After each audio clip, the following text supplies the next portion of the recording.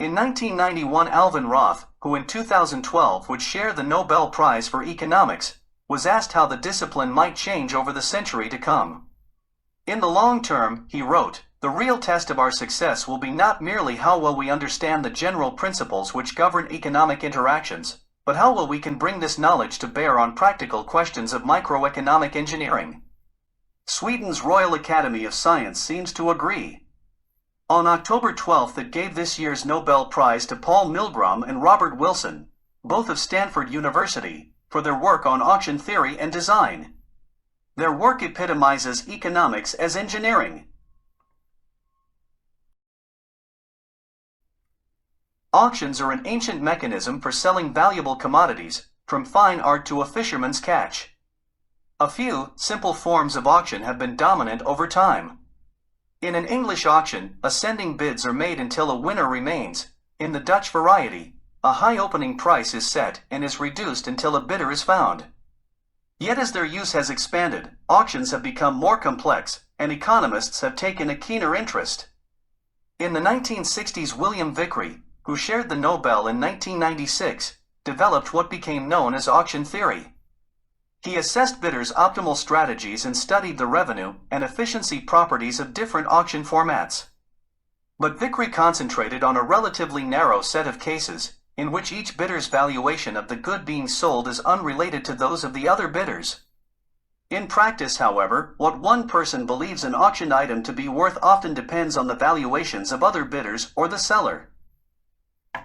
Each may have private information about its value, clues to which are revealed in the course of the auction. Mr. Wilson began analyzing such cases in the 1960s. He first tackled scenarios where the item for sale has a common value that is uncertain beforehand but, in the end, is the same for everyone. An example might be a plot of land with oil beneath it, where participants may have different estimations of its value, perhaps because each has varying estimates of the quantity of oil.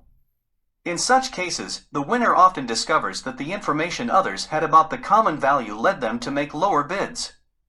This may mean that the winner overestimated the worth of the item and paid too much, a phenomenon known as the winner's curse.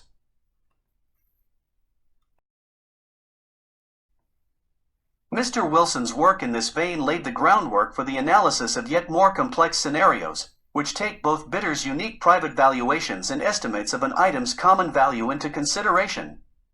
The value of an oil field, for instance, might depend on both the quantity of oil in the ground and how cheaply each bidder can extract it.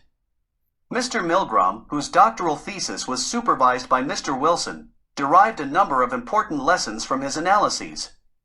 Auction structures that elicit more private information from bidders, such as English auctions, where every participant observes who bids what and who drops out, reduce the winner's curse problem compared with formats where very little private information is divulged.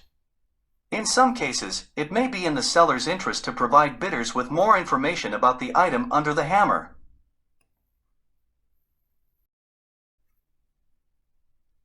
Much like Mr. Roth, who helped design market mechanisms to match sick patients with kidney donors, Messrs. Milgrom and Wilson put the knowledge gained from their theoretical work to practical use. Before the early 1990s, America's government used unwieldy methods to allocate portions of the radio spectrum to interested telecoms companies. Bidders either explained why they deserved a slice of spectrum more than others, and spent vast sums of money on lobbying, or were allocated slices through lotteries.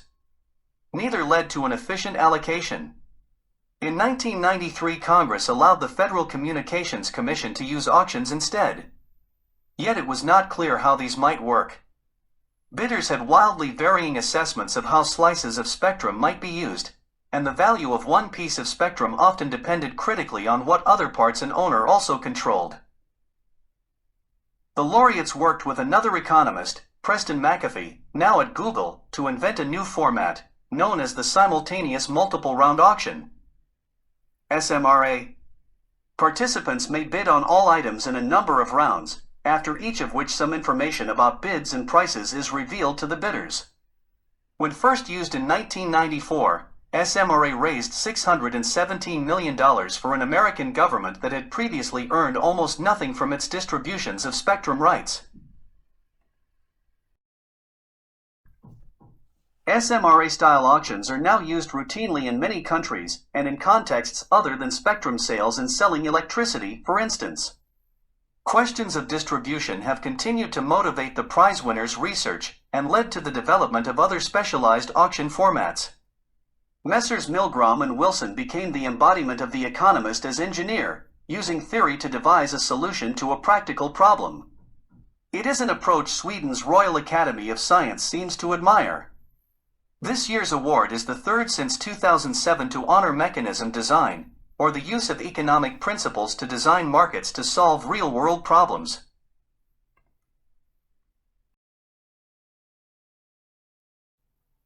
The economist's lot.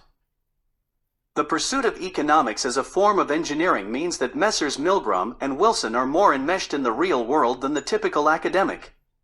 Both have consulted for regulators and firms.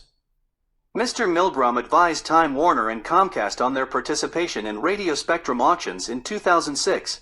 His efforts helped save his clients more than $1 billion.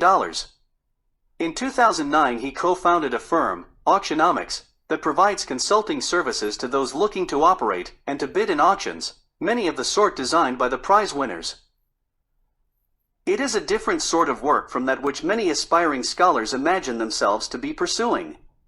But the rewards the laureates have reaped in academia and beyond certainly advertise the power wielded by economic engineers.